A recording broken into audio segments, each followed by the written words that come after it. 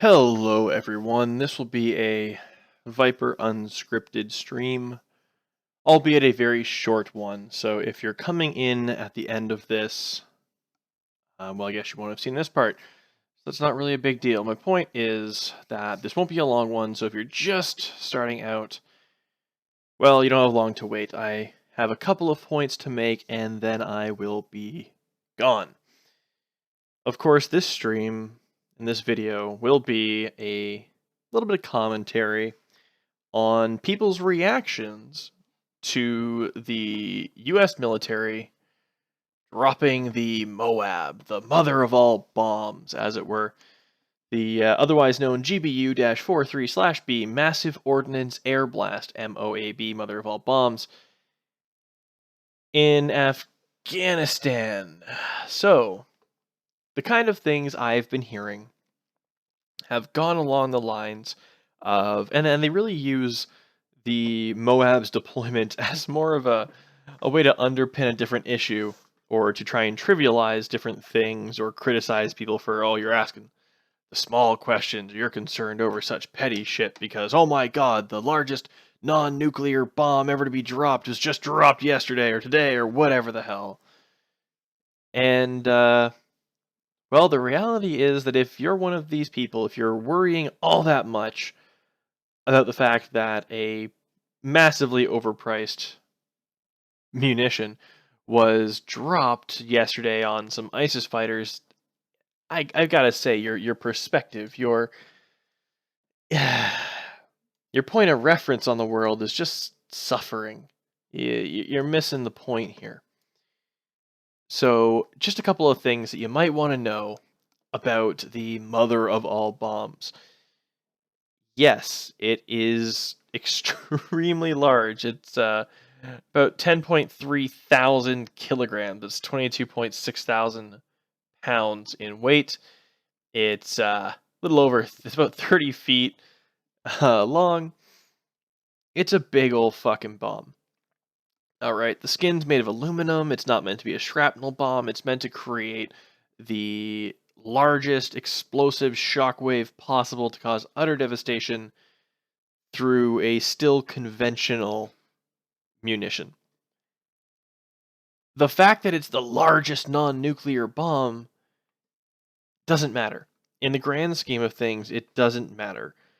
If the US had have just dropped a whole bunch of smaller conventional munitions from something like a B2 or a B52 and just carpeted this, like, area with smaller munitions, yeah, you know what? It probably would have achieved about the same result.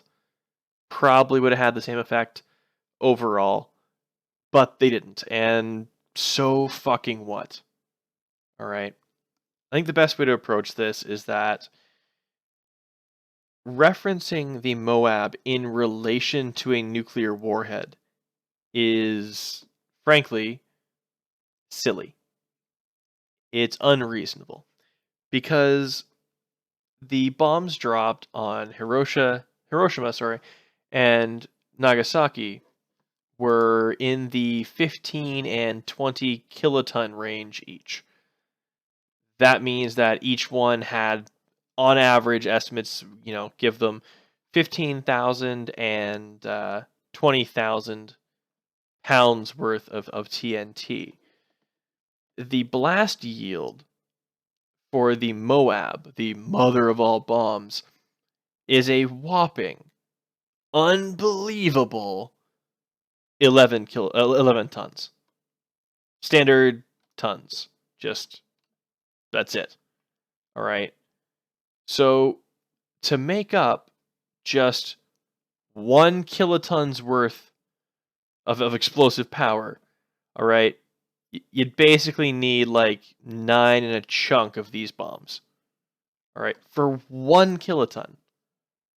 All right.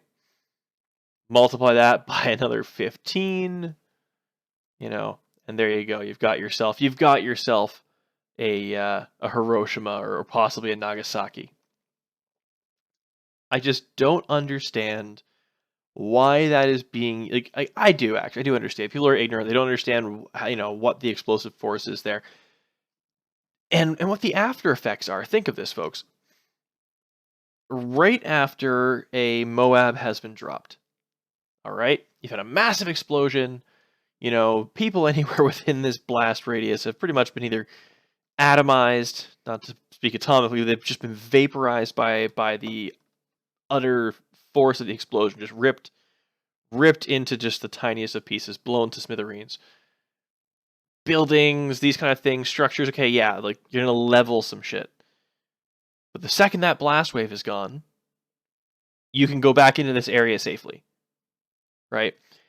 That's one of the comparisons between this and dropping a larger, like, carpet bombing campaign from a B-52 or a B-1 or B-2 bomber, is that you may not get detonation of all of those smaller munitions. So you might have stuff that either, civilians are walking on and exploding. We see this happening all the time with unexploded ordnance. The more bombs you drop, the more likelihood of one of them being a dud. Or you have the potential for insurgent groups to essentially recover unexploded ordnance and use them in IEDs. Nobody is turning a MOAB into an IED. It is going to explode and hits the ground. It's going, well, like, it's an airburst, so it's around it. But you get what I'm saying.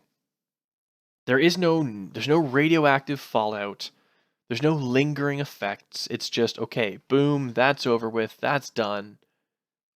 Go about your business. Apparently, like 100 or over 100 ISIS fighters were rumored to have been killed in this explosion. Who cares? Do I think they need to drop this big ass fucking bomb? I guess so. What does it say? We're willing to use a bomb that has a mile blast radius. That if you tried to walk from one side through the middle out the other side, you have 2 miles worth of walking ahead of you to cover the blast zone. Big fucking deal, people. There's bigger fish to fry. There's more important, more pressing issues out there, and using this to try and trivialize other issues in the world is like, it's just inaccurate. Like, I was equally or comparably as mystified by this whole thing. I think I was suckered in by the Call of Duty, MOAB, mother of all bomb, that you can call in later games as opposed to a tactical nuke. And I thought about it. I thought, holy shit, so they dropped a MOAB? Like, that's got to be huge. That's going to be massive. And, like, yeah, it's big. 11 tons is nothing to... 11 tons of TNT is nothing to sneeze at. But, in comparison to a fucking nuclear bomb, stop going, oh, it's the biggest non-nuclear bomb. Oh, my God. Like, you probably wouldn't be saying the same thing if you had said, oh, they've dropped this many conventional smaller bombs. Same destructive power, but, oh, each individual one is smaller. Anyway, I'm going to keep this under the 9-minute mark because really, this isn't that important of an issue. But I had to vent my spleen about this one to somebody.